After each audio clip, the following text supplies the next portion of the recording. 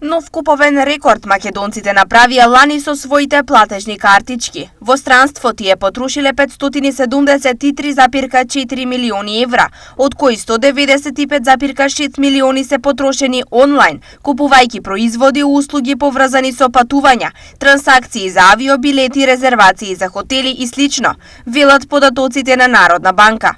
Во однос на 2022 година, македонците за купување производи и услуги со платежни картички кон странски е-трговци во 2023 година потрошиле 25,3% повеќе.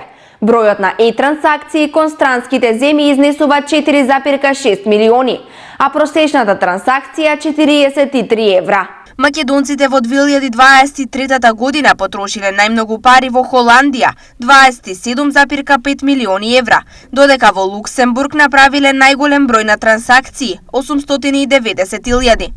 Највисока просечна вредност на е-трансакција македонците оствариле во Унгарија, односно 144,3 евра, додека во Луксембург македонците направиле најниска просечна трансакција 11,7 евра. Сепак, најмногу трансакции се направени кон Холандија, Обединетото кралство и Унгарија и оствариле вредност од 77 милиони евра, што представува 39% од вкупно остварената вредност онлайн во странство. Растот остварен во 2023 година во однос на минатата година изнесува 25% наспроти 46% во 2022 година спрема предходната.